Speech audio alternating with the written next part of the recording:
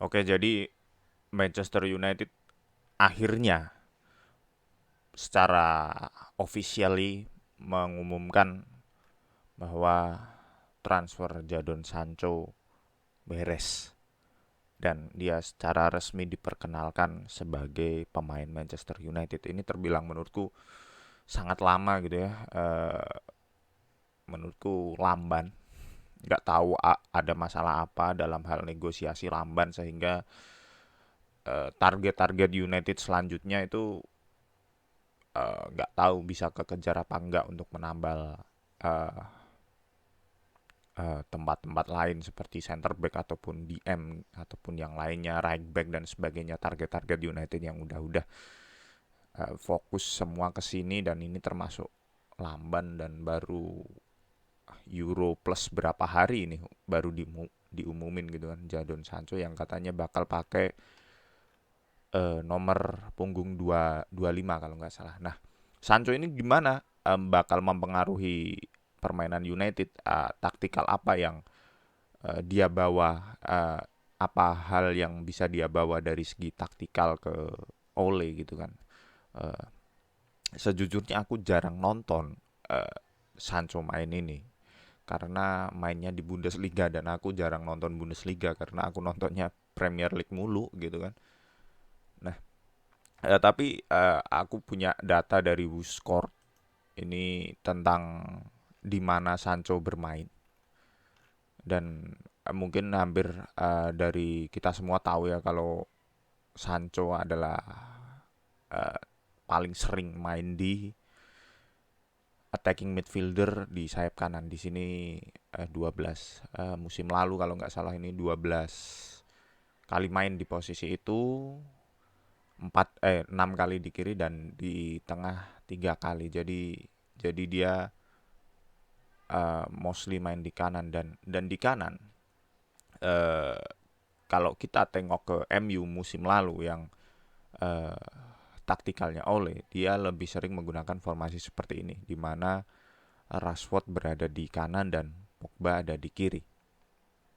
Nah, ketika ketika Sancho berada di let's say Sancho ada di sini gitu. Ini Sancho. Sancho bermain di sini dan Rashford kemungkinan akan kembali ke sayap kiri. Sayap kiri di mana Pogba belum belum ada, belum belum bisa eh, kita temuin posisinya gitu, di mana Ole akan memainkan Pogba jika Rashford kembali ke kiri dan Sancho ada di sayap kanan. Sancho. Nah, kemungkinan akan seperti ini karena eh, Ole sepertinya sangat suka dengan duet McFred ya, apalagi Fred kemarin jadi andalan Brazil di Copa dan membawa Brazil ke final gitu kan. Mungkin aja Fred bakal mengamankan posisinya dan aku juga nggak tahu dengan McTominay gimana. Eh, Dia bersama Scotland juga kemarin ya Scotland harus gugur di Euro gitu kan. Eh, kita kesampingan dulu Pogba di sini. Jadi kemungkinan jika Ole masih menggunakan dua pivot maka formasi yang digunakan seperti ini karena Pogba sampai sekarang masa depannya juga belum jelas. Ini katanya tahun terakhir dia di MU secara kontrak ya. Aku juga nggak tahu dia masih ribet soal gaji ini. Jadi mungkin aja Ole mau melepas ketergantungan MU dari Pogba gitu kan. Dan sangat disayangkan hal itu gitu kan. Karena Pogba bisa memberikan kualitas yang pemain lain nggak punya gitu kan. Tapi oke okay lah.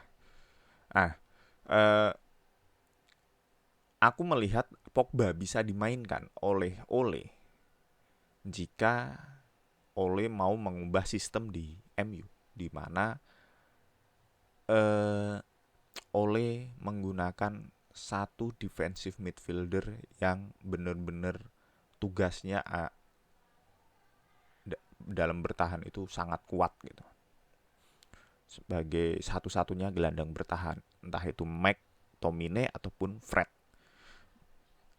Kita anggap salah satu ya yang mainnya. Kita anggap salah satu sebagai holding, maka Bruno dan Pogba bisa main bareng sebagai uh, tandem gitu kan.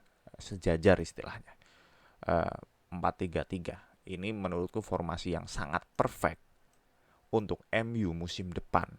Andai MU punya gelandang bertahan yang sangat kuat, yang sulit di pressing, yang bertahannya sangat oke, punya positioning oke, komplit lah, gelandang bertahan yang sangat komplit.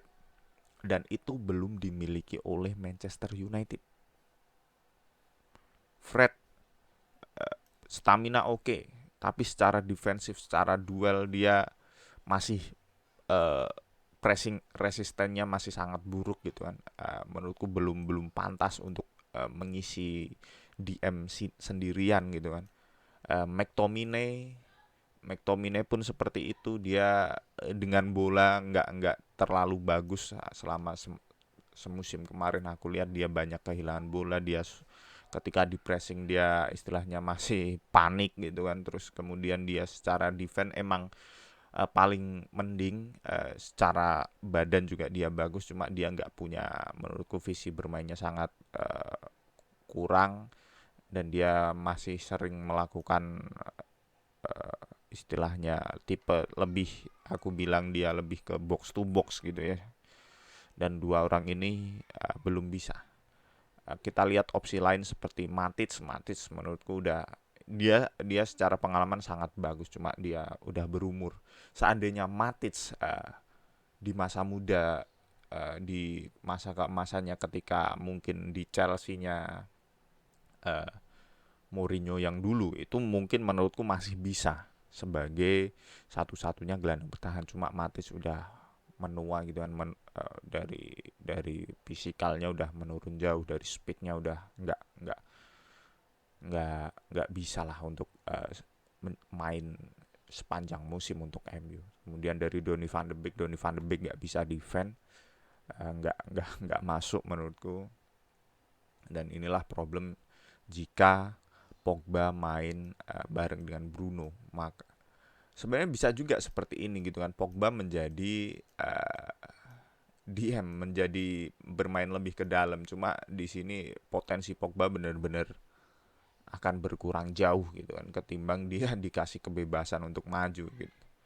Pogba tuh dia ngaku sendiri dia nggak bisa tackling dan sebagainya, secara defense dia sangat buruk, dan amat sangat disayangkan kalau dia nggak dimaksimalkan potensinya untuk lebih advance ke depan gitu kan. Dan ini adalah masalah utama United. Itu menurutku inilah formasi terbaik jika MU punya DM yang kuat. Nah, tapi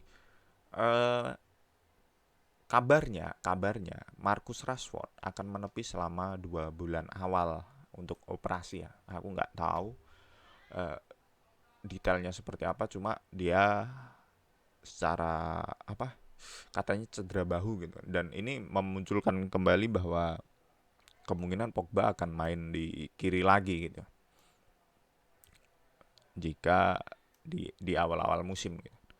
Dan ini memunculkan kembali duet Fred dan McTominay di tengah, Pogba di kiri. Lalu ini kemungkinan adalah taktik yang akan dipakai oleh di awal-awal pertandingan gitu, jika tidak ada perubahan berarti jika dia masih suka dengan timnya yang musim lalu gitu.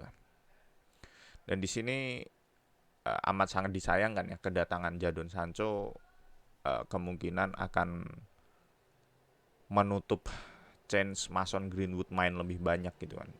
Sementara di sini Cavani masih sangat perform seperti musim lalu. Cuma ya aku yakin Cavani nomor 7 coy. Cuma aku yakin Cavani nggak akan main selama satu musim penuh, mengingat umur gitu kan. Paling di beberapa match penting, dan mungkin akan lebih sering main dari bench. Dan di sini kemungkinan antara Anthony Martial ataupun Mason Greenwood yang ada di sini gitu. Tinggal siapa yang perform, karena sampai saat ini aku nggak lihat Martial perform, dan kemudian mungkin Greenwood yang bergantian lah dengan Cavani di posisi striker, dan itu. Jadi kita lihat gitu kan, gimana dan siapa yang bakal oleh datengin di eh, kemudian hari gitu kan. Apakah oleh, kabar-kabarnya posisi yang sangat-sangat diinginkan oleh MU itu ada tiga setelah kedatangan Sancho ini, yaitu bek kanan, bek tengah, dan juga gelandang. Dan aku sangat setuju jika Kamavinga datang gitu kan. Kemungkinan dia bisa, ya meskipun masih muda, dia bisa mainin peran sebagai holding di tengah sendirian. Aku juga nggak tahu, aku juga jarang lihat Doi main. Cuma kalau di FM, di Football Manager, dia bener-bener keren. Aku sempat datengin dia waktu pegang MU di FM 20 tuh, sempat datengin dia, dan statsnya keren sebagai holding midfielder ya. Itu.